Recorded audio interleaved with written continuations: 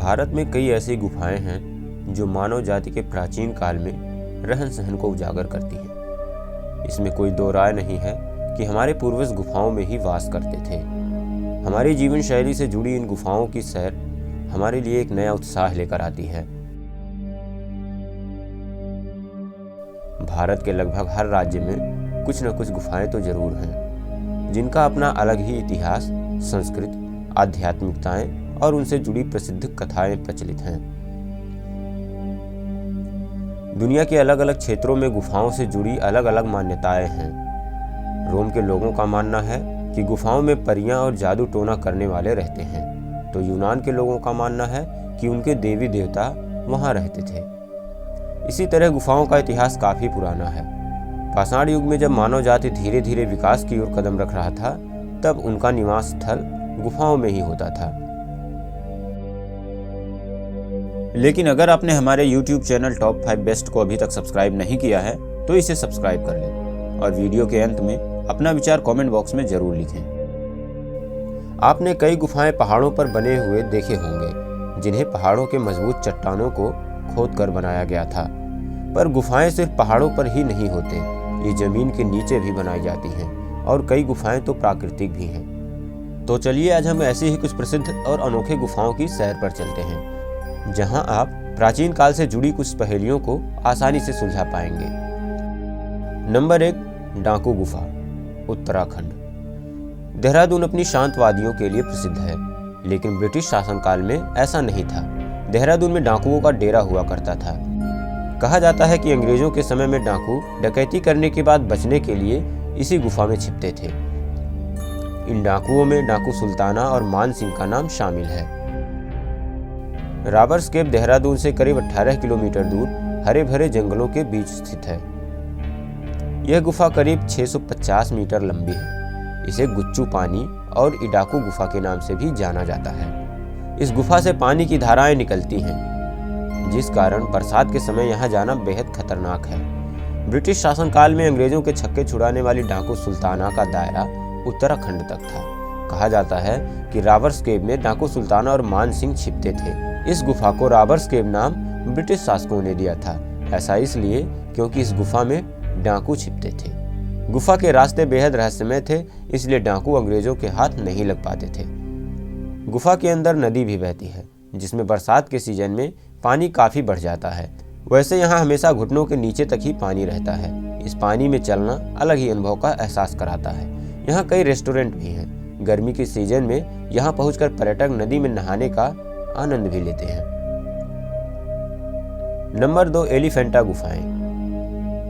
एलिफेंटा गुफाएं भारत के महाराष्ट्र राज्य में स्थित है और यह मुंबई शहर से लगभग 11 किलोमीटर की दूरी पर घारपुरी द्वीप पर है। एलिफेंटा की गुफाओं को यूनेस्को विश्व धरोहर स्थलों की सूची में वर्ष 1987 में शामिल किया गया था। यह आकर्षित और दर्शनीय एलिफेंटा गुफाएं मध्ययुगीन काल से रॉक कट कला और वास्तुकला का एक शानदार नमूना है। एलिफेंटा गुफा को मूल रूप से घारपुची लेनी के नाम से भी जाना जाता है। एलिफेंटा गुफा को मूल रूप से घारपुची लेनी के नाम से भी जाना जाता है। 5वीं शताब्दी से 7वीं शताब्दी के दौरान इस गुफा में मंदिर का अधिकांश भाग भगवान शंकर को समर्पित है।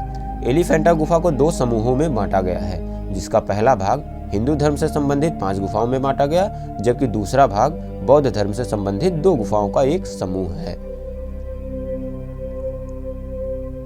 हिंदू धर्म से संबंधित कई मूर्तियां एलिफेंटा गुफा में स्थापित हैं, जिसमें से सबसे खास और प्रसिद्ध त्रिमूर्ति या 3 सिरों वाली भगवान शिव की मूर्ति शामिल है।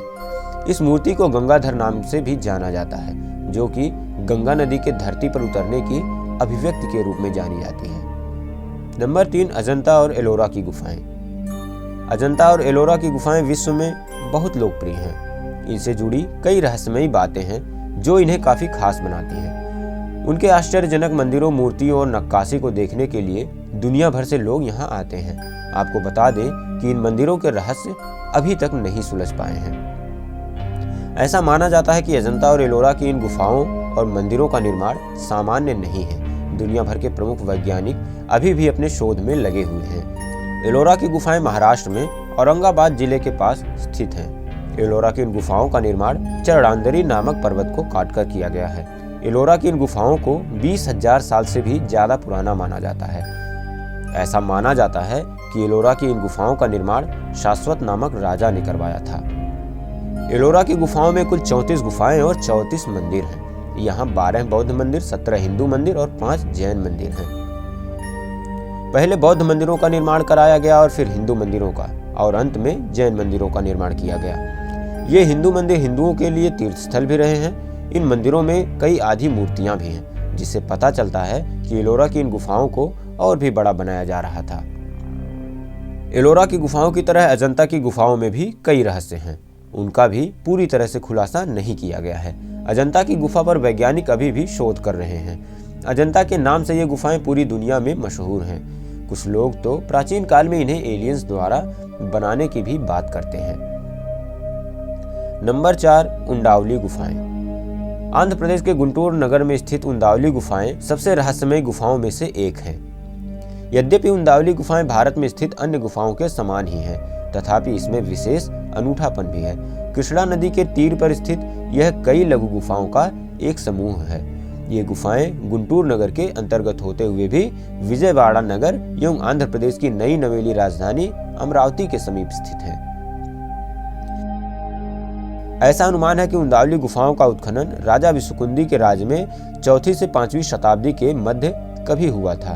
इन गुफाओं को 16वीं शताब्दी तक राजसी संरक्षण प्राप्त था, किंतु इसके पश्चात ये अधिकतर अनुपयोगी ही रही।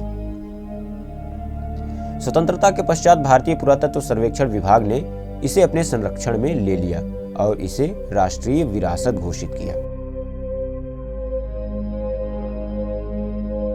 नंबर 5, भीमबेटका की गुफाएं।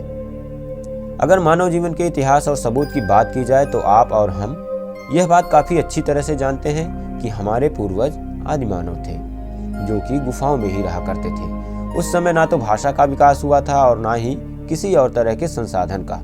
बातचीत के लिए वह इशारे या चित्रों का इस्तेमाल करते थे, जिन्हें हम पुरानी गुफाओं के चित्रों के रूप में देख सकते हैं। आज हम आपको ऐसी ही एक बेहद पुरानी गुफा के बारे में बताने जा रहे हैं, जिसका अस्तित्व लिखित इतिहास से भी पहले का है। यह गुफा है मध्य प्रदेश की भीमबेटका की गुफा। तो आइए जानते हैं इसका इतिहास।